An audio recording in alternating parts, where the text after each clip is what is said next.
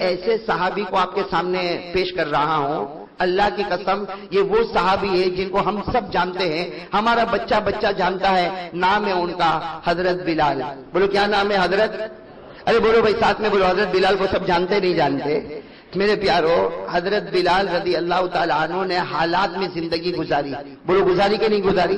ہم پر تو کچھ بھی حالات نہیں ہے، ارے ہم پر تو کچھ بھی حالات نہیں ہے۔ پورے گوگاواں میں گھوم جاؤ اور پوچھو رات کو بھوکا کون سویا؟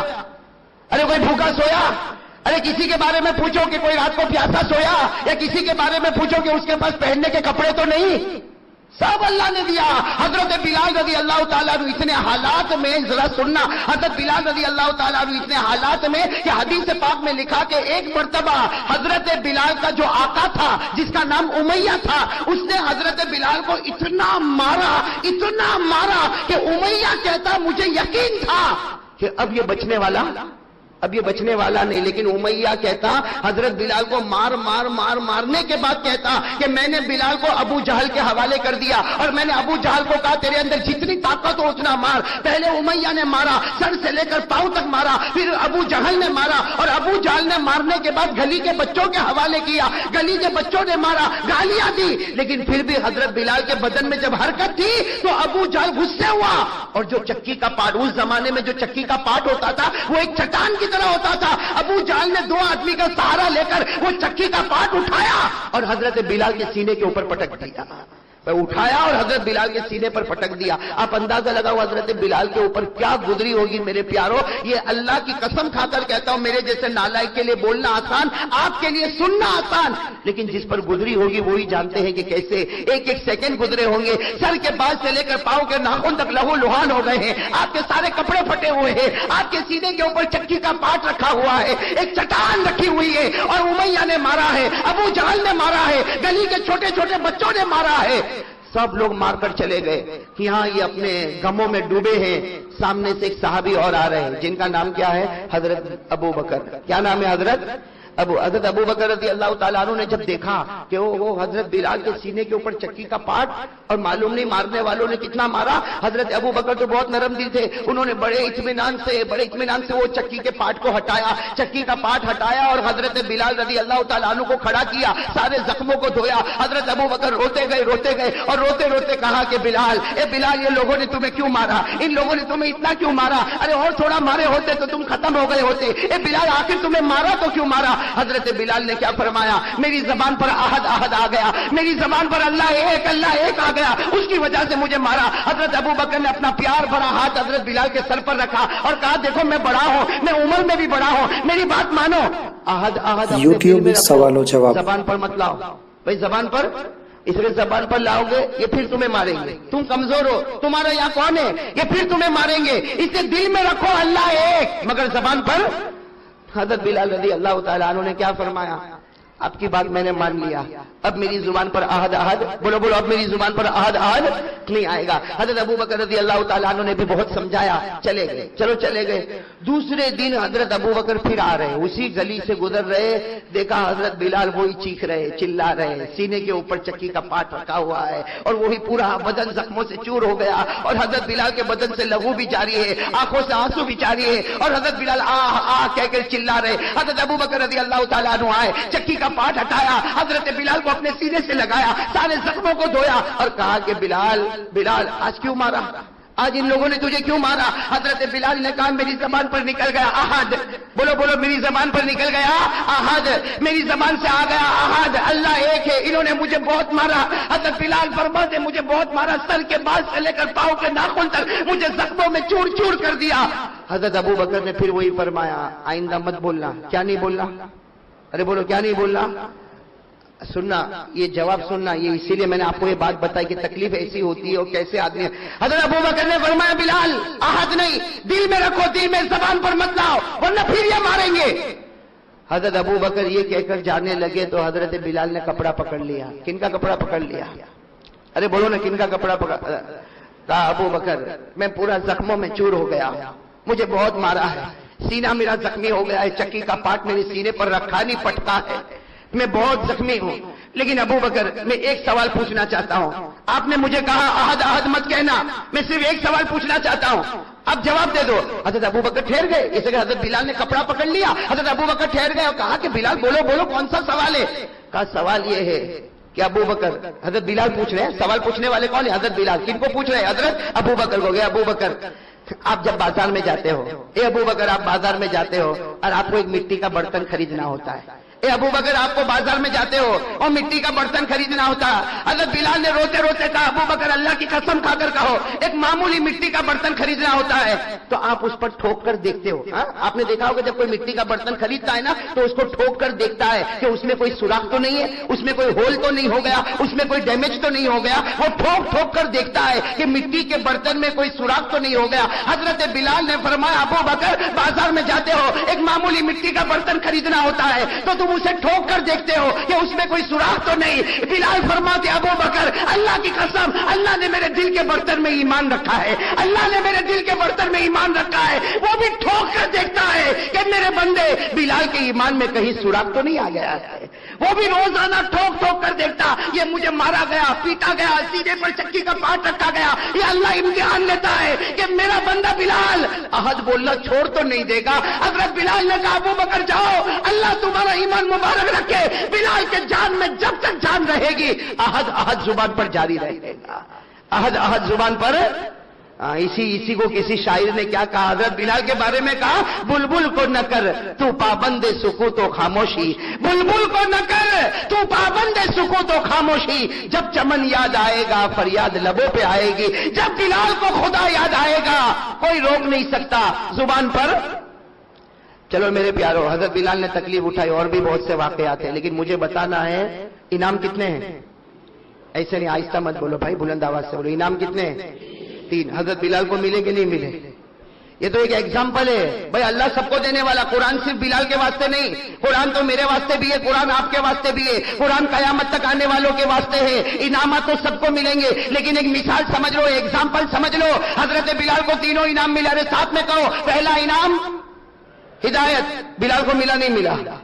ارے بولتے جاؤ نا, پہلا انعام ہدایت. بلال کو ملا کہ نہیں ملا؟ ارے حضرت بلال کو ہدایت ملی کہ نہیں ملی؟ ارے میرے دوستو اللہ کو ہدایت دینا ہے, اللہ کو ایمان دینا ہے. ارے مکے میں ابو جہل بیٹھا ہے جو سب سے بڑا چودھری ہے, ارے مکے میں امیہ بیٹھا ہے جو سب سے بڑا مالدار ہے, مکے میں ابو لہب بیٹھا ہے جو سب سے بڑا خوبصورت ہے. اللہ نے کہا مجھے ایمان دینا ہے, میں چودھری ابو جہل کو بھی نہیں دوں گا. مجھے ایمان دینا ہے, میں مالدار امیہ کو نہیں دوں گا. مجھے ایمان دینا ہے, میں ابو لہب خوبصورت کو نہیں دوں گا. میں ایمان دوں گا تو کلوٹے بلال حبشی کو ایمان دے دوں گا. بھئی اللہ نے ہدایت دی کہ نہیں دی؟ اب آپ کو میں بتاتا ہوں اللہ نے کیسے ہدایت دی. کن کو؟ حضرت. اس کا اللہ کا وعدہ ہے, بولو اللہ کا وعدہ. پہلا انعام بولو, پہلا انعام یوٹیوب سوال و جواب. ادھر سن لو, بہت پیاری بات ہے. پہلا انعام ہدایت. حضرت بلال رضی اللہ تعالیٰ عنہ کو اللہ نے ہدایت دی. اور کس طرح ہدایت دی میرے دوستو؟ عقل حیران ہو جائے گی. عصر کے بعد کا وقت ہے. کون سا وقت ہے؟ عصر کے بعد کا وقت ہے. اللہ کے رسول پاک صلی اللہ علیہ وسلم بیٹھے ہیں, صحابہ کرام کا مجمع بیٹھا ہے, صحابہ کرام کا مجمع بیٹھا ہے. اللہ کے رسول پاک صلی اللہ علیہ وسلم نے کیا فرمایا؟ این بلال. ارے بلال کہاں ہے؟ اللہ کے رسول نے سوال پوچھا, این بلال, بلال کہاں؟ اب حضرت بلال رضی اللہ تعالیٰ عنہ مسجد کے کوئی کونے میں بیٹھے تھے, وہاں سے کہا لبیک اللہ کے رسول میں یہاں بیٹھا ہوں. اللہ کے رسول پاک صلی اللہ علیہ وسلم نے وہیں سے فرمایا بیٹھو بیٹھو اپنی جگہ بیٹھو, لیکن آج ایک بات سن لو, تم نے جو مکے میں قربانیاں دی تھی, اللہ کے رسول پاک صلی اللہ علیہ وسلم فرماتے میرے بلال تم نے جو مکے میں قربانیاں دی تھی آج اللہ کو اتنی پسند آ گئی, آج اللہ کو اتنی پسند آئی کہ ابھی جبرائیل نے آ کر مجھے بتایا اللہ نے تمہاری تو صحیح بلکہ تمہارے صدقے میں اللہ نے حبشہ والوں کی ہدایت کا فیصلہ کر دیا. اللہ نے صرف تمہاری نہیں, تمہیں تو ہدایت دی, اللہ نے تمہارے صدقے میں حبشہ والوں کی ہدایت کا فیصلہ کر دیا. تو اللہ کا وعدہ ہے کوئی میرے راستے میں آ کر تو دیکھے, آنکھ بند ہونے سے پہلے ہدایت کا فیصلہ کروں گا. بھئی بتایا تھا کہ نہیں بتایا تھا؟ پہلا انعام ہدایت. اللہ نے فرمایا تھا والذین جاہدوا فینا لنہدینہم سبلنا.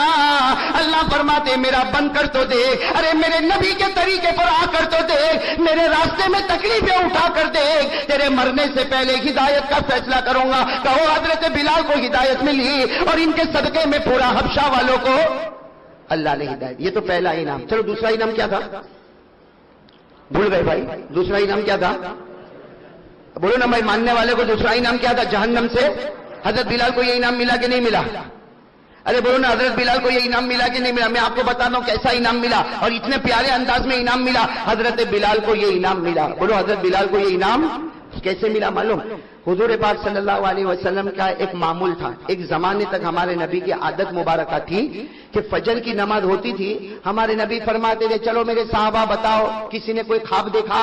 ارے بتاؤ حل رأى احد منکم من رؤیا، ارے تم میں سے کسی نے کوئی خواب دیکھا؟ بس یہ روز کا معمول فجر کی نماز ہو جائے، اللہ کے رسول پاک صلی اللہ علیہ وسلم اعلان فرمائے بھائی کسی نے خواب دیکھا؟ کوئی صحابی کھڑے ہو کر کہتے اللہ کے رسول میں نے خواب دیکھا. ہمارے نبی کہتے چلو خواب بیان کرو. وہ صحابی خواب بیان کرتے اور ہمارے نبی خواب کا مطلب اور خواب کی تعبیر بیان کرتے. لیکن ایک مرتبہ کیا ہوا، اللہ کے رسول پاک صلی اللہ علیہ وسلم نے فجر کی نماز پڑھائی. فجر کی نماز کے بعد اللہ کے رسول پاک صلی اللہ علیہ وسلم کھڑے ہو گئے، کہا کوئی اپنا خواب نہیں بتائے گا، آج میں خود اپنا خواب بتاؤں گا. ارے بولو نا سبحان اللہ. اللہ کے رسول نے فرمایا میں خود اپنا. اچھا اور ایک بات بتاؤ، نبی کا خواب کتنا سچا ہوتا؟ بھائی نبی کا خواب کتنا سچا ہوتا؟ ہمارا خواب تو بھائی کبھی جھوٹا اور کبھی بھائی ہمارے خواب کا کوئی ٹھکانہ ہے؟ ارے بولو نا کوئی ٹھکانہ. ابھی مولانا میں یہاں تھا نا سورت میں، ایک بھائی میرے کو ملا، میرے کو بولتا مولانا آپ خواب کا مطلب بتاتے؟ میں نے کہا بھائی بتاتا تو نہیں ہوں لیکن پوچھ اگر کچھ دماغ میں آ جائے گا تو بتا دوں گا. کہتے مولانا 3 رات سے خواب میں بندر دیکھتا ہوں. میں نے کہا اس کا مطلب تو میں بہت جلدی بتاؤں گا. کہا آپ کو معلوم؟ میں نے کہا پورا دن اچھلتا ہے تو رات کو اچھلنے والا نہیں دیکھے گا تو کیا دیکھے گا؟ ارے بات سمجھ میں آ رہی نہیں؟ ہمارے خواب کا کوئی ٹھکانہ نہیں. لیکن اللہ کے رسول پاک صلی اللہ علیہ وسلم نے فجر کی نماز کے بعد کیا فرمایا؟ کوئی اپنا خواب نہ بتائے، میں اپنا خواب بتانے والا. اور ساتھ میں کہو نبی کا خواب.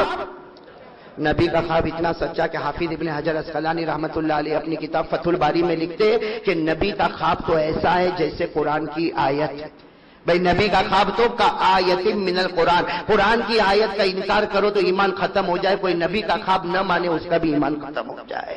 ہمارے نبی کا خواب اتنا سچا. اب سننا، ہمارے آقا محمد رسول اللہ صلی اللہ علیہ وسلم، ساتھ میں کہو ہمارے آقا محمد رسول اللہ صلی اللہ علیہ وسلم نے فجر کی نماز کے بعد اعلان فرمایا کوئی اپنا خواب نہ بتائے، آج میں اپنا خواب خود بتاؤں گا. صحابہ کرام قریب آ گئے کہ آج اللہ کے رسول اپنا خواب بتائیں گے اور نبی کے خواب سے بڑھ کر اللہ کی قسم کوئی خواب نہیں ہوگا. ہمارے نبی نے خواب بتانا شروع کیا. ہمارے نبی نے فرمایا رات کو میں سویا، بولو رات کو میں سویا، میں نے خواب میں دیکھا میرے دائیں طرف جبرائیل آ گئے، میرے بائیں طرف میکائیل آ گئے. ہمارے نبی خواب بیان کرتے میرے دائیں طرف جبرائیل آ گئے، میرے بائیں طرف میکائیل آ گئے اور دونوں نے مجھے خواب میں کہا چلو ہم جنت میں چلے، چلو ہم جنت میں چلے. ہمارے نبی فرماتے الحمدللہ ہمارے قدم آگے بڑھتے گئے، جبرائیل کے قدم آگے بڑھتے گئے، ارے میکائیل کے قدم آگے بڑھتے گئے. ہمارے نبی فرماتے کہو سبحان اللہ، ہمارے نبی فرماتے ہم کو جنت نظر آ گئی. تو نبی کا خواب سچا مطلب جنت کیسی، سچی کہ جھوٹی؟ حضرت جبرائیل، حضرت میکائیل اور اللہ کے رسول فرماتے ہم قدم آگے بڑھائے ہم کو جنت نظر آ گئی. لیکن ہمارے نبی فرماتے جب میں جنت کے قریب گیا، ساتھ میں بولو ہمارے نبی فرماتے جب میں جنت کے، بولو نا ساتھ میں بولو جب میں جنت کے، ہمارے نبی فرماتے سمیت و خشخشۃ قدمین، ہمارے نبی فرماتے جب میں جنت کے قریب گیا میرے کانوں میں آواز آئی کوئی جنت میں چل رہا ہے، کسی کے چلنے کی آواز جنت میں آ رہی ہے، کوئی جنت میں کبھی ادھر جاتا، کوئی جنت میں ادھر جاتا. ہمارے نبی فرماتے میں جنت کے باہر ٹھہر گیا اور میں نے جبرائیل اور میکائیل کو کہا کیسی جنت میں لے جاتے ہو؟ جنت میں تو پہلے سے کوئی پہنچ گیا. ارے کیسی جنت میں لے جاتے ہو؟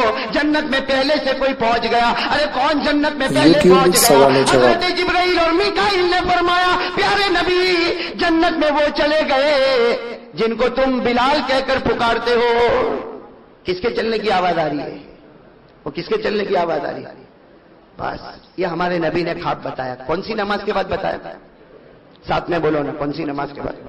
سارے صحابہ بیٹھے. میں آپ سے ایک بات پوچھوں، جب ہمارے نبی نے ایک خواب بتایا تو بلال بھی تو ہوں گے نا؟ ارے بولو نا بلال بھی تو ہوں گے نا.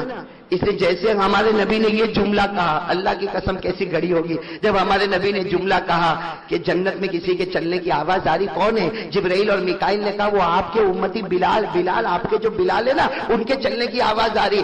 بس ہمارے نبی نے بلال کہا، بلال وہاں بیٹھے تھے زور سے چیخ ماری. حضرت بلال نے زور سے چیخ ماری اور کہا میرے پیارے نبی خواب تو سچا ہوگا لیکن بلال کے پاؤں میں وہ طاقت کہاں جو آپ سے پہلے جنت میں چلے جائے.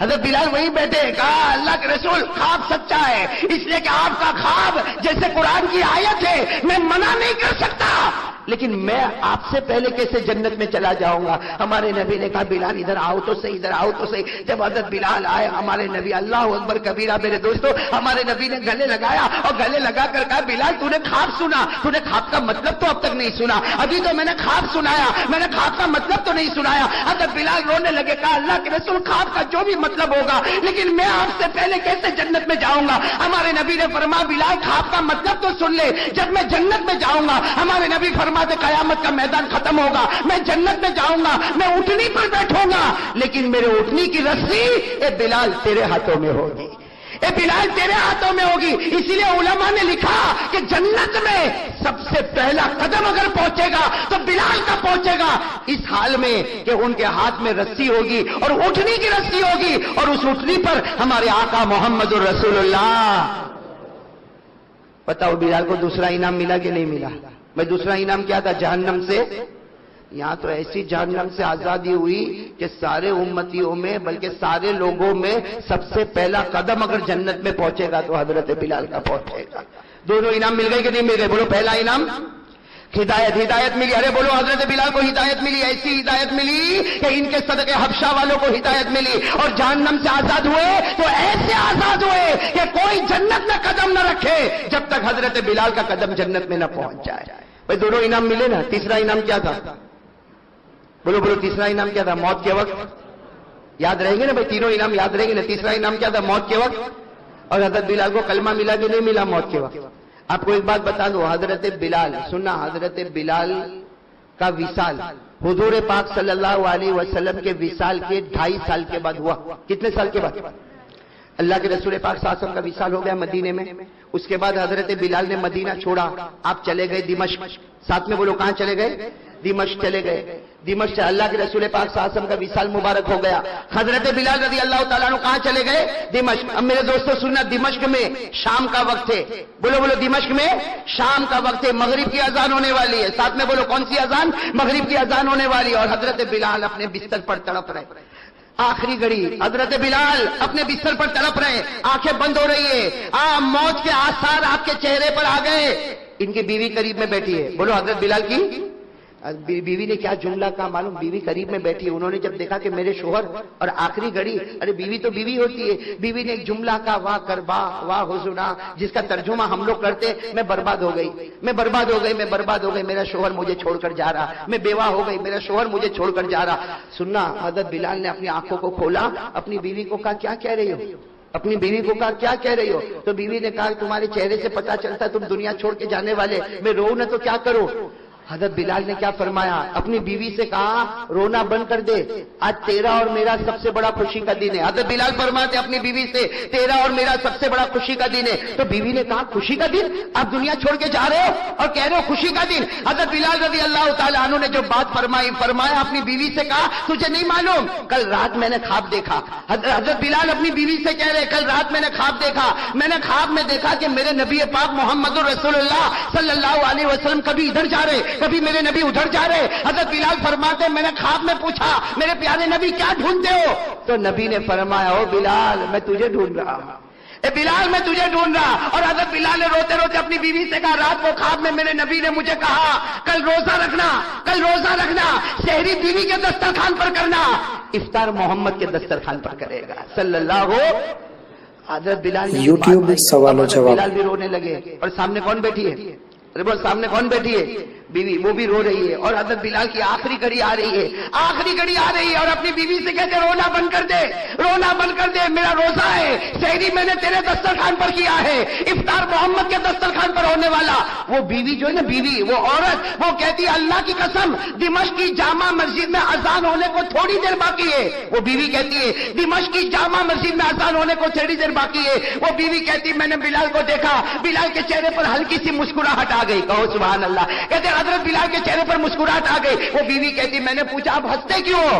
تو کہا میں کیوں ہنس رہا، ذرا آسمان کی طرف دیکھ. حضرت بلال نے اپنی بیوی سے کہا آسمان کی طرف دیکھ. وہ بیوی کہتی میرے پیدا کرنے والے کی قسم میں نے آسمان کی طرف دیکھا، میں نے نبی کا چہرہ دیکھا، میں نے جنت کا دسترخوان دیکھا اور آواز آ رہی تھی، میرے نبی کہہ رہے تھے بلال آجا، اب دسترخوان پر تیرا ہی انتظار باقی ہے، اب دسترخوان پر تیرا ہی انتظار باقی. حضرت بلال فرماتے، وہ بیوی فرماتی حضرت بلال نے آسمان کی طرف دیکھا اور کہا کہ محمد اور اس کے ساتھی تیار ہو گئے ہیں، دسترخوان تیار ہو چکا، میرے نبی تیار ہو گئے. وہ بیوی کہتی دمشق کی جامع مسجد میں مغرب کی اذان ہوئی، اللہ اکبر اللہ اکبر. وہ بیوی کہتی وہاں مغرب کی جامع مسجد میں یہ مغرب کی اذان ہوئی اور حضرت بلال نے لا الہ الا اللہ محمد الرسول اللہ کہا اور آنکھیں بند ہو گئی اور میرے دوستوں نبی کے دسترخوان پر پہنچ گئے. تو بتاؤ تیسرا انعام بھی ملا کہ نہیں ملا؟ ارے میرے دوستوں کوئی مضبوط ایمان والا ہوتا، ہدایت ملتی ہے تو اکیلے بلال کو نہیں ملتی ہے، پورے حبشہ والوں کو ہدایت ملتی ہے. ارے میرے دوستوں جب جہنم سے آزاد ہوتے ہیں تو ایسے آزاد ہوتے ہیں کہ سب سے پہلا قدم اگر جنت میں جاتا ہے تو حضرت بلال کا جاتا ہے. اور موت کے وقت کلمہ پڑھتے ہیں تو صرف کلمہ نہیں پڑھتے، کلمہ پڑھنے سے پہلے اپنے محبوب کے چہرے انور کا دیدار بھی تو کرتے ہیں. بھئی نبی پاک کا دیدار ہوتا ہے پھر کلمہ نصیب ہوتا ہے. بھائیو ہمارے نبی کو اگر سب سے زیادہ محبت ہے تو امتیوں سے محبت ہے، اور یہ ہم سب جانتے ہیں کہ ہمارے نبی کو سب سے زیادہ اگر کوئی تڑپ ہے تو اس امتی کے بارے میں تڑپ ہے. آپ کو معلوم ہے اسلام کا قانون ہے کہ اگر کوئی چوری کرنے والا مرد ہو یا چوری کرنے والی عورت ہو تو اس کے ہاتھ کو کاٹ دیا جاتا ہے. ہم سب جانتے ہیں قرآن کریم میں فرمایا والسارق والسارقۃ فاقطعوا ایدیہما، کہ چوری کرنے والا مرد ہوگا یا عورت ہوگی اس کے ہاتھ کو کاٹ دیا جائے گا. ایک روایت آپ کو بتاؤ، ہمارے نبی صلی اللہ علیہ وسلم کے سامنے ایک صحابی کو لایا گیا تھا جن سے چوری کا عمل ہو گیا تھا. ایک صحابی کو لایا گیا جن سے چوری کا عمل ہو گیا. تحقیق کرنے کے بعد پتا چلا کہ بھائی چوری ہوئی ہے اور چوری ثابت ہو گئی. ہمارے نبی نے حکم دیا کہ ان کا ہاتھ کاٹ دیا جائے. چنانچہ وہ صحابی کو میدان میں کھڑا کیا گیا، سارے صحابہ موجود ہیں، ہمارے نبی ایک کنارے پر کھڑے ہیں، وہ صحابی کا ہاتھ کٹتا ہے اور یہاں ہمارے نبی کی آنکھوں سے آنسو جاری ہوتے ہیں. یہاں ہمارے نبی کی آنکھوں سے آنسو جاری ہوتے. حضرت خالد ابن ولید رضی اللہ تعالی عنہ وہاں موجود ہے. جب ہمارے نبی کے چہرے کو دیکھتے ہیں کہ ہمارے نبی تو رو رہے، خالد ابن ولید قریب میں آ کر کہتے ہیں کہ نبی تمہیں رونا آتا، وہ گنہگار تھا، اس نے چوری کی تھی، اس کے ہاتھ کو کاٹ دیا گیا، اس میں آپ کو رونے کی کیا ضرورت ہے؟ قربان جائے ہمارے آقا پر کتنا پیارا جملہ فرمایا، خالد تو نے اس کے گنہگار ہونے کو دیکھا، میں نے اس کے امتی ہونے کو دیکھا ہے. تو نے یہ دیکھا کہ اس نے گناہ کیا، میں نے یہ دیکھا کہ وہ میرا امتی ہے. آج دنیا میں اس کا ہاتھ کاٹا گیا، مجھ سے برداشت نہیں ہوا. میرے بھائیوں بتاؤ جب کسی امتی کے بارے میں جہنم کا فیصلہ ہوگا تو ہمارے نبی کو کیسے برداشت ہوگا؟ میرے بھائیوں ہمارے نبی صلی اللہ علیہ وسلم یہ وہ شخص ہے کہ اگر ہمیں محبت کرنی ہوتی تو ہم اسی سے محبت کرتے، جن کو اللہ نے خوبصورتی بھی دی، جن کو اللہ تعالیٰ نے مال بھی دیا. اور میرے بھائیوں تیسری چیز جو ہمارے نبی صلی اللہ علیہ وسلم کے پاس تھی وہ مذہب تھا، وہ دین تھا. ہمارے نبی صلی اللہ علیہ وسلم جو مذہب لے کر آئے، جو دین لے کر آئے، میرے بھائیوں اس سے بڑھ کر کوئی دین نہیں ہو سکتا، اس سے بڑھ کر کوئی مذہب نہیں ہو سکتا. خود اللہ تعالیٰ نے کلام پاک میں فرما دیا ان الدین عند اللہ الاسلام. اللہ نے کلام پاک میں اعلان کر دیا کہ اگر کوئی مذہب سچا ہے، اگر کوئی مذہب پکا ہے تو وہ مذہب اسلام ہے. اسی طرح اللہ نے کلام پاک میں دوسری جگہ فرمایا وَمَن يَبْتَغِ غَيْرَ الْإِسْلَامِ دِينًا فَلَن يُقْبَلَ مِنْهُ. اللہ نے فرما دیا کہ مذہب اسلام کے علاوہ کسی بھی مذہب میں جاؤ گے مارے جاؤ گے، نہ دنیا میں قبول ہوگا نہ آخرت میں قبول ہوگا. تو میرے بھائیوں ہمارے نبی صلی اللہ علیہ وسلم جو دین لے کر آئے وہ بھی سب سے بڑا پکا. ہمارے نبی کے پاس مال بھی موجود، ہمارے نبی کے پاس خوبصورتی بھی موجود، ہمارے نبی کے پاس جاہ و جلال بھی موجود. اور اگر خاندان دیکھو تو ہمارے نبی جس خاندان کے تھے وہ سب سے اونچا خاندان ہے. ہم سب جانتے ہیں کہ ہمارے نبی جس خاندان سے تعلق رکھتے ہیں وہ قریشی خاندان ہے. اور قریشی خاندان یہ عرب کا سب سے بڑا اور سب سے زیادہ اونچے درجے کا خاندان. اور اس کو قریشی اسی لیے کہا جاتا اس لیے کہ قریش کے معنی لغت میں آتے ہی ہے اس بڑی مچھلی کو کہتے ہیں جو ساری چھوٹی مچھلیوں کو نگل لے. قریش اصل میں اسی مچھلی کو کہا جاتا جو بڑی مچھلی ہو اور ساری چھوٹی مچھلیوں کو نگل لے، اور ہمارے نبی کے خاندان کو قریش اسی بنیاد پر کہا جاتا کہ یہ وہ اونچا خاندان ہے کہ سارے نیچے خاندان ان کے ماتحت ہے۔ یہ سب سے اونچا خاندان ہے جو ہمارے نبی صلی اللہ علیہ وسلم کا خاندان، جس کو قریش کہا جاتا۔ تو میرے بھائیو، ہمارے نبی کے پاس خاندان بھی بہت اونچا۔ اور آخری جو چیز ہے کہ کوئی انسان کسی سے اس لیے محبت کرے کہ اس کے احسانات بہت ہو، تو میرے بھائیو ہمارے نبی کے ہم پر جتنے احسانات ہیں اس کو کوئی شمار بھی نہیں کر سکتا، اس کو کوئی گن بھی نہیں سکتا کہ ہمارے نبی صلی اللہ علیہ وسلم کے کتنے احسانات ہیں۔ ہمارے نبی صلی اللہ علیہ وسلم کے اتنے احسانات میرے بھائیوں ہمارے اوپر ہے۔ ایک روایت سے اس کا انداز ہوگا۔ ایک روایت ہے کہ جب قیامت کا میدان قائم ہوگا تو اللہ تبارک و تعالی اپنے عرش کے اوپر جلوہ افروز ہوں گے۔ اللہ تبارک و تعالی اپنے عرش کے اوپر جلوہ افروز ہوں گے، اور روایت میں ہے کہ اللہ کے عرش کے قریب بڑے اونچے اونچے خوبصورت ممبر لگے ہوں گے، اور ہر ممبر کے اوپر ایک نبی بیٹھا ہوگا۔ ہر ممبر کے اوپر ایک نبی بیٹھا ہوگا، اور اللہ تبارک و تعالی اپنے عرش کے اوپر جلوہ افروز ہوں گے۔ روایت میں ہے کہ سارے ممبروں کے اوپر ہر نبی بیٹھا ہوگا، لیکن اللہ کے عرش کے قریب جو سب سے اونچا ممبر ہوگا وہ ممبر خالی ہوگا، اس پر کوئی نظر نہیں آئے گا۔ روایت میں ہے کہ قیامت کا میدان قائم ہو جائے گا، حساب کتاب شروع ہوگا۔ حضرت ابراہیم علیہ السلام اس وقت ہمت کریں گے اور اللہ تبارک و تعالیٰ سے کہیں گے کہ اللہ تو عرش کے اوپر جلوہ افروز ہو گیا، اے اللہ ہر نبی اپنے اپنے ممبر کے اوپر بیٹھ گیا، لیکن تیرے عرش کے قریب جو ممبر ہے، جو سب سے اونچا ممبر ہے، یہ ہمیں خالی کیوں نظر آتا ہے؟ اس وقت اللہ تبارک و تعالیٰ کہیں گے اے ابراہیم تجھے نہیں معلوم یہ میرے آخری نبی محمد الرسول اللہ صلی اللہ علیہ وسلم کا ممبر ہے، یہ میرے آخری نبی محمد الرسول اللہ صلی اللہ علیہ وسلم کا ممبر ہے۔ اس وقت حضرت ابراہیم پوچھیں گے کہ تیرے آخری نبی نظر کیوں نہیں آتے؟ اللہ تعالیٰ کہیں گے اس نبی نے مجھ سے وعدہ کیا ہے کہ جب تک میرا ہر امتی جنت میں نہیں جائے گا وہاں تک میں چین اور سکون کے ساتھ ممبر پر نہیں بیٹھوں گا۔ میرے بھائیو سوچو ہمارے نبی صلی اللہ علیہ وسلم کے ہمارے اوپر احسانات، سوچو اتنے احسان ہیں میرے بھائیو ہمارے نبی صلی اللہ علیہ وسلم کے کہ ان احسان کو کوئی شمار نہیں کر سکتا۔ ہمارے نبی صلی اللہ علیہ وسلم نے ہمارے ساتھ میں بہت محبتیں کی، وہ ہمارے واسطے بہت روئے میرے بھائیو، وہ راتوں کو ہمارے واسطے بہت تڑپے۔ بخاری شریف کی روایت ہے، بخاری شریف کی روایت ہے، حضرت ابو طلحہ رضی اللہ تعالی عنہ فرماتے ہیں کہ جس وقت صحابہ کرام خندق کھود رہے تھے، حضرت ابو طلحہ رضی اللہ تعالی عنہ فرماتے ہیں کہ جس وقت صحابہ کرام خندق کھود رہے تھے ہر صحابی کو بھوک لگی تھی، ہر صحابی بے چین تھا، کئی دن ہو گئے کسی صحابی کو کھانے کو کچھ ملا نہیں تھا۔ حضرت ابو طلحہ فرماتے شکونا الی رسول اللہ صلی اللہ علیہ وسلم الجوع، ہم نے ہمارے نبی کو آ کر شکایت کی کہ اللہ کے رسول ہم بھوکے ہیں، اللہ کے رسول کئی دن ہو گئے ہمیں کھانا نہیں ملا۔ حضرت ابو طلحہ فرماتے ہیں ورفعنا عن بطون عن حجر، ابو طلحہ فرماتے ہیں کہ ہم سب صحابی آتے ہمارے نبی کو بھوک کی شکایت کرتے، اور جب ہم نبی کو دیکھتے کہ نبی کوئی جواب نہیں دیتے، صحابہ کرام فرماتے ہم اپنی پیٹ سے چادر کو اٹھاتے تو ہم سب صحابہ کے پیٹ پر ایک ایک پتھر بندھے ہوئے تھے، ہم سب صحابہ کے پیٹ پر ایک ایک پتھر بندھے ہوئے تھے۔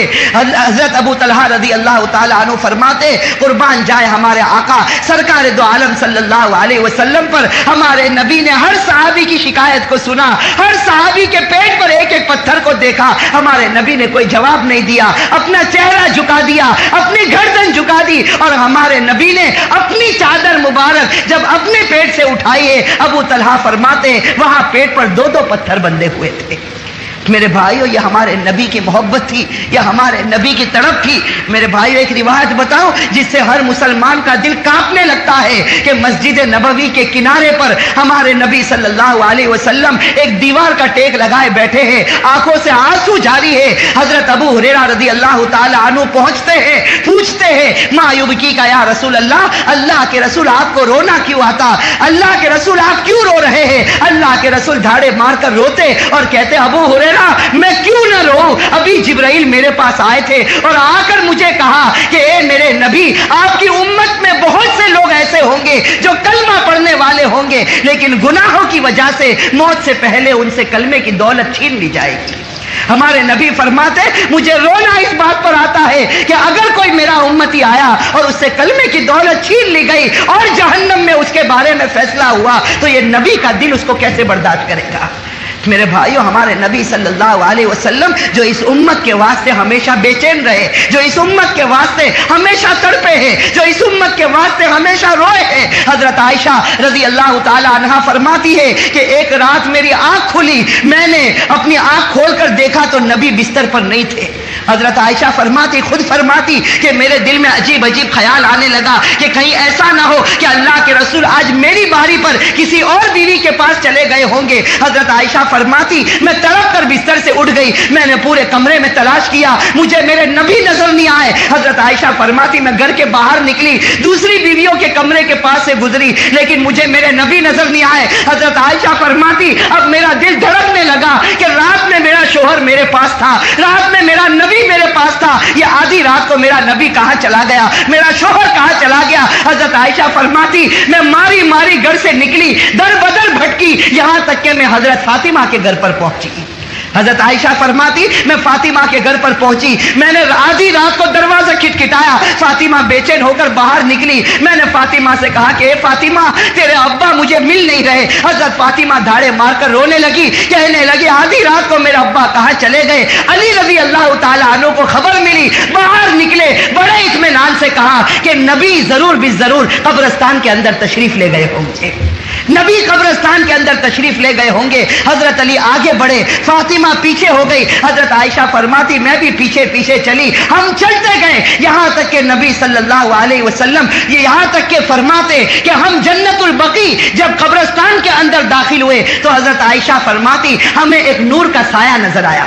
حضرت عائشہ فرماتی، حضرت فاطمہ فرماتی، حضرت علی فرماتے ہم قبرستان کے اندر داخل ہونا چاہتے، ہمیں دور ایک نور کا سایہ نظر آیا، ہم آگے بڑھے تو ہم نے دیکھا اس نور کے نیچے ہمارے نبی سجدے میں پڑے ہوئے ہیں، اس نور کے نیچے ہمارے نبی سجدے میں پڑے ہوئے۔ میرے بھائیو اب کان کھول کر سنو، یہ تینوں جب اندر داخل ہوتے ہیں تو آواز آتی ہے کہ ہمارے نبی رو رہے، تینوں جب قریب جاتے تو معلوم ہوتا کہ ہمارے نبی رو رہے، اور جس زمین پر ہمارے نبی نے سجدہ کیا تھا وہ زمین آنسوؤں سے بھر چکی تھی، وہ زمین آنسوؤں سے بھر چکی تھی۔ میرے بھائیوں حضرت فاطمہ رضی اللہ تعالی عنہا کے بارے میں آتا ہے کہ حضرت فاطمہ کا دل کانپنے لگا، اور کون سی بیٹی برداشت کرے گی جب اپنے باپ کو اس حال میں دیکھے گی کہ باپ زمین کے اوپر گرا پڑا ہے اور رو رہا ہے، اور اتنا روتا ہے کہ اس کے آنسو کی وجہ سے زمین بھر گئی۔ حضرت فاطمہ فرماتی ہے میں بار بار چاہتی تھی کہ نبی کو اٹھا لوں، سجدے میں سے میرے ابا کو اٹھاؤ، لیکن فاطمہ فرماتی خیال آتا تھا کہ کہیں نبی کی شان میں گستاخی نہ ہو جائے، یہ ایک طرف میرے باپ ہے تو دوسری طرف پوری امت کے نبی بھی تو ہے۔ حضرت فاطمہ فرماتی میرا دل کانپنے لگا۔ حضرت فاطمہ فرماتی میں جانتی ہوں کہ میرے دل میں خیال آیا کہ کہیں ایسا نہ ہو کہ تیرا ابا کا اسی حال میں انتقال ہو جائے، خیال آیا کہیں ایسا نہ ہو کہ تیرا ابا کا یہ رونا آخری رونا ہو۔ حضرت فاطمہ فرماتی خیال آنا تھا، میں آگے بڑھی اور میں نے اپنے دونوں ہاتھوں سے نبی کو اٹھا لیا۔ جب نبی اٹھے ہیں اور میرا چہرہ دیکھا تو کہا فاطمہ تو نے بہت جلدی کر لی، ورنہ صبح تک میں پوری امت کو معاف کروا دیتا۔ فاطمہ تو نے جلدی کر لی، ورنہ صبح ہونے تک پوری امت کی بخشش کروا دیتا۔ میرے بھائیو سوچو یہ نبی راتوں کو کیوں اٹھا، یہ راتوں کو ہمارے واسطے اتنا تڑپا، یہ راتوں کو ہمارے واسطے اتنا رویا۔ میرے بھائیو ہمارے نبی کا مقام تو اتنا اونچا ہے، اتنا اونچا ہے، ہم مسجد میں بیٹھے ہیں، یہ خدا کا گھر ہے۔ میرے بھائیو کان کھول کر سن لو، ہمارے نبی کا مقام تو اتنا اونچا کہ خدا کے بعد اگر اس روئے زمین پر کوئی سب سے بڑی ہستی جس کا تذکرہ کیا جاتا ہو تو وہ ہمارے آقا سرکار دو عالم صلی اللہ علیہ وسلم۔ میرے بھائیو یہی تو ہمارے نبی تھے جن کو اللہ نے عرش پر بلایا، جن کو اللہ نے عرش پر بلایا، اور جب اللہ تعالیٰ بالکل قریب ہو گئے، ہمارے نبی سامنے موجود ہے، اللہ رب العزت سامنے موجود ہے، اس وقت ہمارے نبی ایک سوال پوچھتے ہیں، اس وقت ہمارے نبی صلی اللہ علیہ وسلم اللہ تعالیٰ سے ایک سوال پوچھتے ہیں، اللہ تعالیٰ سے سوال پوچھتے ہیں سخرت البحر لموسیٰ علیہ الصلاۃ والسلام وسخرت النار لابراہیم وسخرت الحديد لداود وسخرت الرياح والشياطين والجن لسليمان فماذا جعلت لي یا رب. ہمارے نبی صلی اللہ علیہ وسلم عرش میں، میرے بھائیو سوچو کیسا منظر ہوگا، ایک طرف اللہ موجود، دوسری طرف نبی موجود، ایک طرف عاشق موجود، دوسری طرف معشوق موجود، ایک طرف محب موجود تو دوسری طرف اس کا حبیب موجود، دونوں کے دونوں موجود ہیں. اس وقت ہمارے نبی پوچھتے ہیں کہ اے اللہ تو نے دنیا میں نبیوں کو بہت کمالات دیے. ہمارے نبی کہہ رہے کہ اے اللہ تو نے دنیا میں ہر نبی کو کوئی نہ کوئی کمال دیا. تو نے سمندر کو حکم دیا کہ وہ موسیٰ کا غلام بن جائے، تو نے آگ کو حکم دیا کہ تو ابراہیم کا غلام بن جا، تو نے پہاڑوں کو حکم دیا کہ تو داؤد کا غلام بن جا، تو نے ہواؤں کو حکم دیا کہ تم سلیمان کے غلام بن جاؤ. تو اے اللہ تو بتا تو مجھے کیا دینے والا ہے. ہمارے نبی پوچھتے کہ تو نے سب نبی کو بڑی بڑی چیزیں دی، سمندر جس پر کسی کی حکومت نہیں چلتی لیکن موسیٰ نے اس پر بھی حکومت کی، آگ جس کے اندر جلانے کی طاقت ہے لیکن ابراہیم کی حکومت آتی ہے تو وہ آگ ان کے لیے باغ بن جاتی ہے، اور وہ پہاڑ جس کو دیکھ کر انسان کا دل دھڑکنے لگتا ہے، داؤد اس پہاڑ کو لے کر جہاں چاہتے چل پڑتے تھے، اور سلیمان علیہ السلام ہواؤں کو لیتے تھے، تخت لے کر اڑ جاتے تھے اور حکومت کرتے تھے، انسانوں پر کرتے، جنات پر کرتے. ہمارے نبی فرماتے اللہ تو نے سب کو کچھ نہ کچھ دیا. فماذا جعلت لی یا رب، اے اللہ اتنا بتا تو مجھے کیا دینے والا.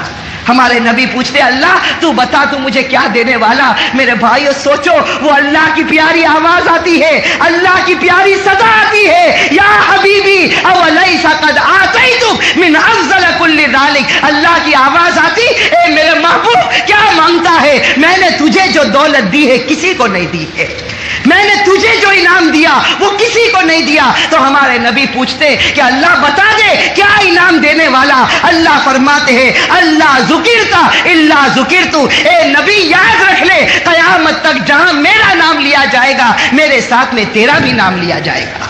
اور میرے بھائیو یہ کیسی بڑی دولت اللہ تعالیٰ نے ہمارے نبی صلی اللہ علیہ وسلم کو دے دی کہ قیامت تک جہاں خدا کا نام لیا جائے گا وہاں ساتھ میں ہمارے نبی صلی اللہ علیہ وسلم کا بھی نام لیا جاتا. اسی لیے میرے بھائیو ہم نے دیکھا ایک معصوم بچہ جب توتلی زبان میں کلمہ پڑھتا تو لا الہ الا اللہ پر کبھی نہیں رکتا جب تک محمد رسول اللہ نہیں کہہ دیتا. میرے بھائیو اذان دینے والا نہ جانے کتنی مرتبہ اپنی آواز نکالتا لیکن اشہد ان لا الہ الا اللہ کہہ کر اس کی آزان پوری نہیں ہوتی جب تک اشہد ان محمد رسول اللہ نہ کہتے. قرآن کریم نے کہہ دیا ورفعنا عنک ذکرک کہ اے نبی تیرے تذکرے کو ہم پوری دنیا کے اندر پھیلا دیں گے. میرے بھائیوں ہمارے نبی صلی اللہ علیہ وسلم کا ایک طرف دیکھو تو اتنا اونچا مقام ہے، ایک طرف اتنا اونچا مقام ہے کہ جہاں خدا کا نام لیا جائے وہاں ہمارے نبی کا بھی نام لیا جائے، اور دوسری طرف اسی نبی کا حال یہ ہے کہ طائف میں جاتا ہے تو امت کے واسطے اپنے پاؤں کو خون سے بھر دیتا ہے. یہی نبی جس کا تذکرہ عرش میں ہوتا ہے یہ نبی جب احد میں جاتا ہے تو اس کا منہ خون سے بھر جاتا ہے. اور میرے بھائیوں اس وقت تو یاد کرو جب احد کے اندر ہمارے نبی کے منہ میں مار لگتی ہے اور ہمارے نبی کے منہ سے خون نکلنے لگتا ہے، اس وقت صحابہ کرام کا بدن کانپنے لگتا. ہر صحابی ڈر جاتا ہے کہ آج نبی کے چہرے سے خون نکلا ہے، آج نبی کا چہرہ خون آلود ہوا ہے. ہر صحابی ڈرتا ہے کہ نبی ہاتھ اٹھائیں گے بد دعا کریں گے پوری امت تباہ اور برباد ہو جائے گی. سارے صحابہ پریشان ہیں لیکن روایت میں آتا ہے کہ ہمارے نبی کے منہ سے خون نکلتا اور ہمارے نبی دونوں ہاتھ آسمان کی طرف اٹھاتے. صحابہ فرماتے ہیں کہ ہمیں ڈر لگتا ہے کہ کہیں یہ نبی بد دعا نہ کرے، لیکن صحابہ فرماتے کیسا پیارا نبی ہمیں ملا تھا، ہاتھوں کو اٹھا کر کہتا ہے کہ اللہ میرے سے کوئی قصور ہوا ہوگا جس کی سزا تو نے مجھے دی ہے. آگے نبی فرماتا اے اللہ آج تو نے میرے چہرے کو خون سے بھر دیا لیکن یہ میری امت نادان ہے، اگر اس خون کے بدلے بھی اگر امت کو ہدایت ملتی ہے تو سودا سستا. بھائیو سوچو تھوڑی دیر کے لیے سوچو وہ آقا وہ نبی ہم سے اتنی محبت کر گیا، وہ آقا وہ نبی ہم سے اتنی محبت کر گیا، اور میرے جوانوں بتاؤ کہ ہم نے اس نبی سے کتنی محبت کی. میرے بھائیو وہ صحابہ کرام کی زندگی کو اٹھا کر دیکھو وہ کیسے صحابہ کرام تھے کہ نبی کا ایک حکم سامنے آتا کسی صحابی کی مجال نہیں ہوتی کہ میرے نبی کا فرمان آ جائے پھر میں پیچھے ہٹوں. میرے بھائیوں ایک صحابی کا واقعہ آپ کو بتاؤں دل کانپنے لگتا ہے. ایک صحابی جن کا نام ہے حضرت عبداللہ رضی اللہ تعالی عنہ. روایت کے اندر ہے کہ یہ وہ صحابی ہے جن کے اندر شراب پینے کی عادت تھی. زمانے جاہلیت سے شراب پیتے تھے اور شراب کی حرمت آ گئی، شراب حرام ہو گئی. لیکن حضرت عبداللہ رضی اللہ تعالی عنہ کا حال یہ تھا کہ کبھی کبھی شراب پی لیتے تھے اور اس کے بعد پھر شرمندہ ہو جاتے. ہمارے نبی صلی اللہ علیہ وسلم جو سزا ہوتی وہ سزا بھی دیتے اور پھر اس کے بعد شرمندہ ہوتے اور ہمارے نبی صلی اللہ علیہ وسلم سے آ کر پیار اور محبت کی باتیں کرتے. میرے بھائیوں، حضرت عبداللہ رضی اللہ تعالی عنہ جن کا لقب ہمارے نبی صلی اللہ علیہ وسلم نے حمار دیا تھا اور بڑے ہنسنے ہنسانے والے صحابی میں تھے. روایت کے اندر آتا کہ جب یہ مجلس میں آتے تو ہمارے نبی کے سامنے ایسی باتیں کرتے کہ ہمارے نبی مسکرانے لگتے، ہمارے نبی ہنسنے لگتے اور ہمارے نبی بھی ان سے محبت کی باتیں کرتے. حضرت ابو موسیٰ اشعری رضی اللہ تعالیٰ عنہ فرماتے ایک مرتبہ میں میرے نبی کے ساتھ گزر رہا تھا، اچانک میرے نبی ہنس پڑے. حضرت ابو موسیٰ فرماتے ہیں کہ میں نے پوچھا کہ اے نبی تمہیں ہنسنا کیوں آیا؟ کہا کہ مجھے میرے عبداللہ کی بات یاد آ گئی تو مجھے ہنسنا آ گیا. مجھے عبداللہ کی بات یاد آ گئی، مجھے ہنسنا آ گیا. میرے بھائیوں کیسے پیارے صحابی ہوں گے. روایت کے اندر ہے کہ ایک مرتبہ انہوں نے شراب پی لی. حضرت عبداللہ رضی اللہ تعالی عنہ نے ایک روایت کے مطابق انہوں نے شراب پی لی. اب ہمارے نبی صلی اللہ علیہ وسلم کے سامنے لایا گیا، ہمارے نبی کے سامنے لایا گیا اور اسلام کی جو سزا ہے وہ سزا ان کو دی گئی. اور سزا دینے کے بعد ایک صحابی کھڑے ہوتے اور اتنا جملہ کہتے ہیں، حضرت عبداللہ سے کہتے ہیں کہ عبداللہ تم کتنی مرتبہ شراب پیتے ہو، کتنی مرتبہ تمہیں نبی سزا دیتے ہیں، کتنی مرتبہ یہ عادت تمہارے اندر آتی ہے؟ تو اس وقت ہمارے نبی فرماتے لا تلعنوا، کہ میرے عبداللہ کو برا بھلا مت کہو. اللہ کے نبی کہتے لا تلعنوا، جو سزا دینی تھی میں نے اسلام کے مطابق دے دی، لیکن اب عبداللہ کو برا بھلا مت کہو. فواللہ ما علمت الا انہ یحب اللہ ورسولہ، مجھے تو صرف اتنا معلوم ہے کہ یہ اللہ اور اللہ کے رسول سے محبت کرتا ہے. میرے بھائیوں مجھے بتانا یہ ہے کہ صحابہ کرام کو دیکھو، یہ حضرت عبداللہ کو دیکھو جن کے شراب پینے کی عادت ہے اور ہمارے نبی کے زمانے میں کبھی بھول سے شراب پی لی، کبھی غفلت میں آ کر شراب پی لی، ہمارے نبی نے ان کو سزا دی ہے. روایت کے اندر آتا ہے کہ جس وقت حضرت عمر کا زمانہ آیا، جب عمر فاروق رضی اللہ تعالی عنہ امیر المؤمنین بنے اور عمر فاروق کا جب زمانہ آیا اور رومیوں کے ساتھ مقابلہ کرنا تھا، تو حضرت عمر فاروق رضی اللہ تعالی عنہ نے ایک بڑے لشکر کو تیار کیا اور اس لشکر کا کمانڈر اسی حضرت عبداللہ رضی اللہ تعالی عنہ کو بنایا. حضرت عبداللہ کو لشکر کا کمانڈر بنایا اور حکم دیا کہ رومیوں کے ساتھ مقابلہ کرنا. اب حضرت عبداللہ کے بارے میں ہے کہ اس وقت جوان تھے، تندرست تھے، خوبصورت تھے اور حضرت عبداللہ ہنسنے ہنسانے والے آدمی تھے. اب پورے لشکر کو لے کر چلے. روایت میں ہے کہ حضرت عبداللہ رضی اللہ تعالی عنہ پورے لشکر کو لے کر چلے اور جب روم کی سلطنت میں پہنچے اور وہاں بڑے گھمسان کی لڑائی ہوئی، وہاں بڑی زوردار لڑائی ہوئی، رومیوں کے ساتھ بڑا مقابلہ ہوا، لیکن خدا کا کچھ فیصلہ ایسا ہوا کہ حضرت عبداللہ اپنے لشکر کے ساتھ ہار گئے اور رومیوں کو جیت نصیب ہوئی. سارے رومی جیت گئے اور حضرت عبداللہ رضی اللہ تعالی عنہ ہار گئے. میرے بھائیوں دیکھو کیسے پکے صحابی تھے، ہار گئے. پورے لشکر کو روم کے بادشاہ کے سامنے پیش کیا گیا، روم کے حاکم کے سامنے پورے لشکر کو پیش کیا گیا. اب سب سے پہلے کمانڈر کو بلایا، حضرت عبداللہ کو بلایا.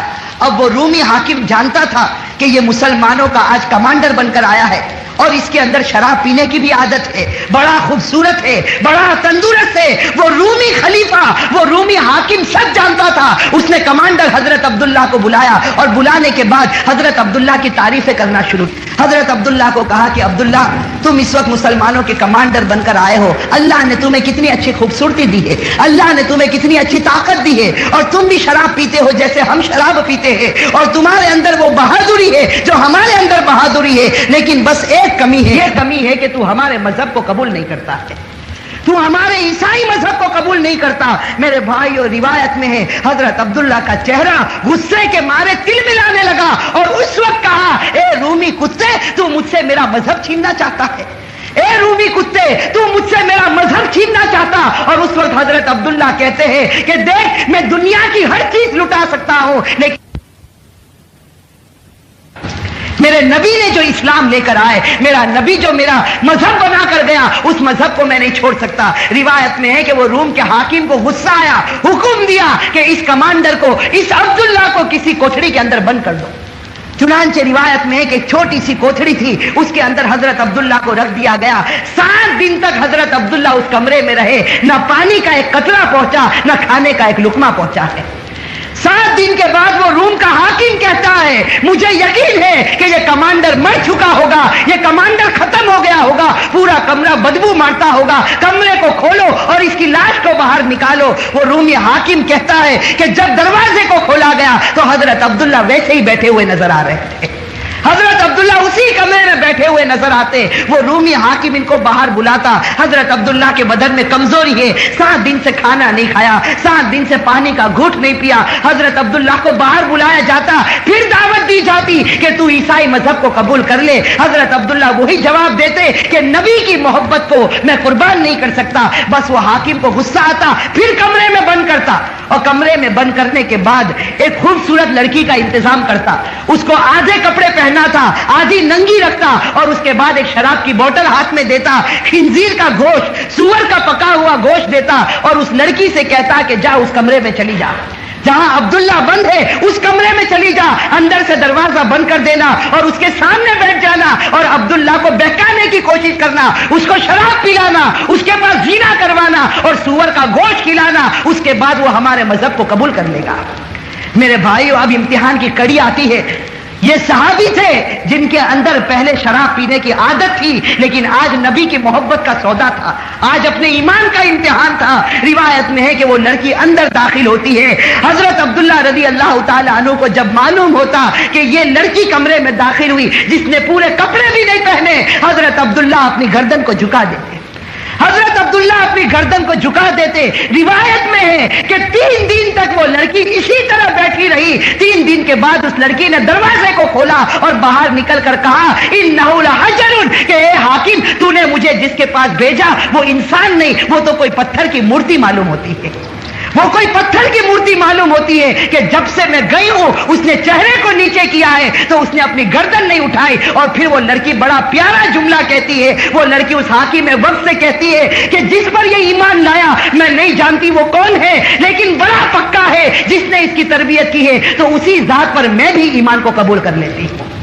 मेरे भाइयों, रिवायत के अंदर है वो हाकिम में वक्त को गुस्सा आता, तिल मिला जाता, हजरत अब्दुल्ला को बाहर बुलाता। हजरत अब्दुल्ला बड़े वकार के साथ, लेकिन बदन में थोड़ी कमजोरी है, निकल कर हाकिम में वक्त के सामने खड़े होते। वो हाकिम में वक्त अपने दरबारियों को हुक्म देता कि मेरे सामने देग में तेल को जलाया जाए और तेल को जोश मारा जाए। जब तेल जोश मारने लगता, इनके लश्कर में से एक सहाबी को लाया जाता और उनको उस आग में डाल दिया जाता। थोड़ी देर में वो जलकर भून हो जाते, जलकर खाक हो जाते। तो उस वक्त वो हाकिम में वक्त कहता है कि अब्दुल्ला, तेरे एक साथी को तो हमने तेल में पका दिया, अगर तू मेरी बात नहीं मानेगा तो मैं भी तुझे तेल में पका दूंगा। मेरे भाइयों, कुर्बान जाए, हजरत अब्दुल्ला पर रोने लगते, आंखों से आंसू जारी होते। वो रूम का हाकिम कहता, ये पहली मर्तबा मैंने अब्दुल्ला की आंख में आंसू देखे। हजरत अब्दुल्ला की आंखों से आंसू जारी होते। वो रूम का हाकिम समझता कि मेरा मामला आसान हो गया, ये रो पड़ा, ये डर गया। वो रूम का हाकिम कहता है, मालूम होता तुम नरम हो गए, तुम डर गए। हजरत अब्दुल्ला कहते, उस जात की कसम जिसके कब्जे में मेरी जान है, मैं इसलिए नहीं रोता कि तू मुझे तेल में पका देगा। ए रूम का हाकिम, सुन ले, मैं इसलिए रोता हूं कि खुदा ने मुझे एक ही जान दी है, अगर 100 जान दी होती तो आज उसी को मैं कुर्बान कर देता। मेरे भाई, और रिवायत के अंदर है वो रूम का हाकिम समझ जाता ये बड़ा पक्का, ये बड़ा सच्चा है, हुक्म देता कि तुम वापस मदीने चले जाओ। हजरत अब्दुल्ला अपने लश्कर को लेकर जब वापस मदीने जाते, उमर फारूक मदीने की बाउंड्री पर खड़े हैं। हजरत अब्दुल्ला दूर से नजर आते, उमर फारूक की आंखों से आंसू जारी है। कहते हैं कि अब्दुल्ला, मुझे तेरे नबी ने बताया है कि तेरा मकाम मुझसे भी ऊंचा नजर आ रहा है।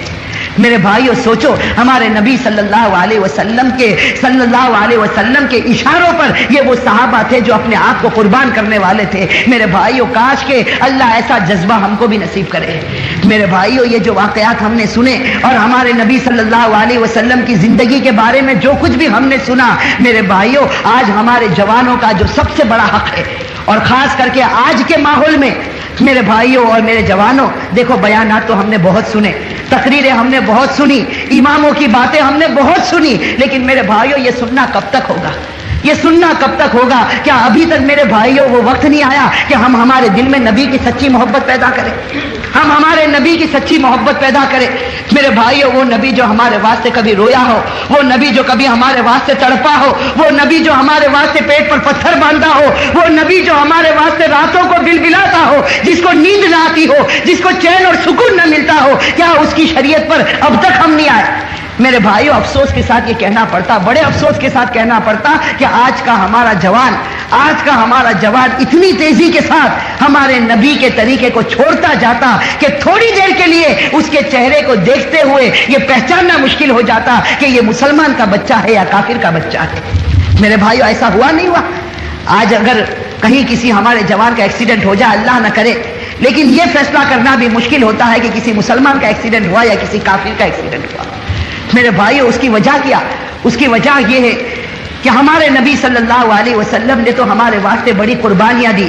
ہمارے نبی صلی اللہ علیہ وسلم تو ہمارے واسطے سب کچھ کر گئے، لیکن میرے بھائیوں، جیسے میں اکثر کہتا ہوں کہ ہم نے تو ایک ہاتھ سے تالی بجانا چاہا، اور میرے بھائیوں ایک ہاتھ سے تالی بجتی؟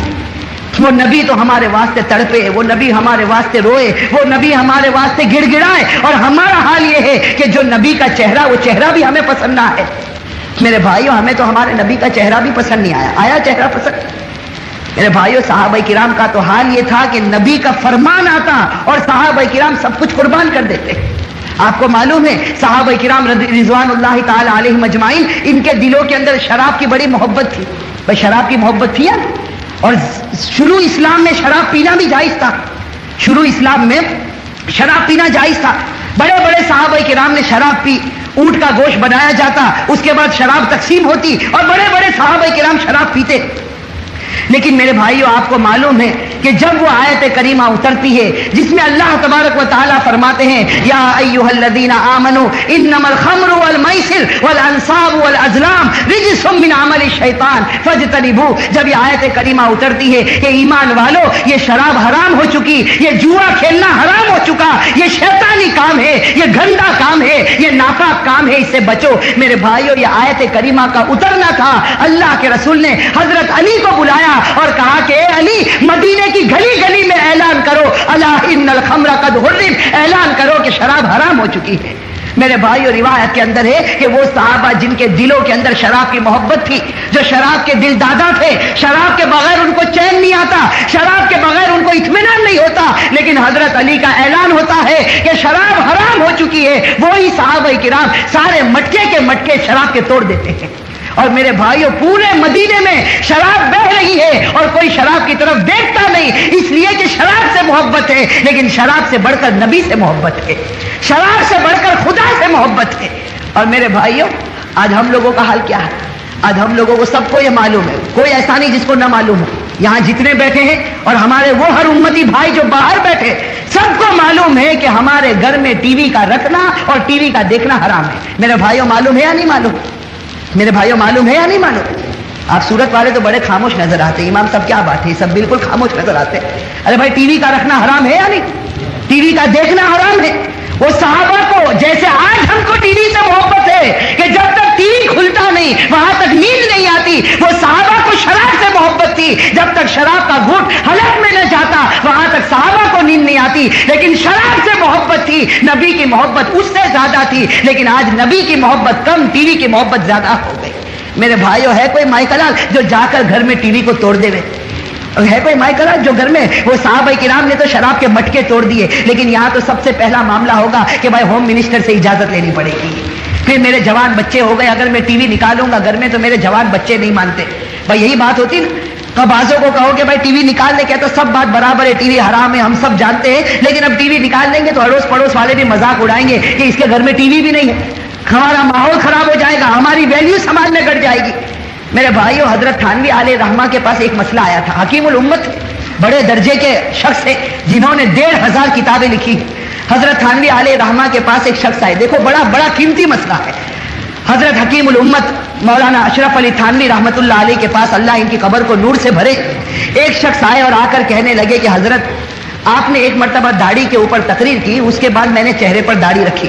وہ صاحب آ کر کہہ رہے, دیہات کے رہنے والے کہنے لگے کہ حضرت جی آپ نے جب سے داڑھی کے اوپر تقریر کی میں نے داڑھی رکھی, لیکن داڑھی رکھنے کے بعد ایک عجیب و غریب ماحول بن گیا. گھر جاتا ہوں تو گھر والے مذاق اڑاتے, پڑوس میں جاتا ہوں تو وہ لوگ مذاق اڑاتے, بازار میں جاتا ہوں بازار والے مذاق اڑاتے, اور شہر میں نکلتا شہر والے مذاق اڑاتے. مطلب ہے کہ جو ملتا وہ میری مذاق اڑاتا. اب وہ بیچارے دیہاتی کہنے لگے حضرت آپ کے کہنے پر داڑھی رکھی تھی, آپ کہو تو ابھی داڑھی نکال لو, آپ کہو تو ابھی داڑھی نکال لو.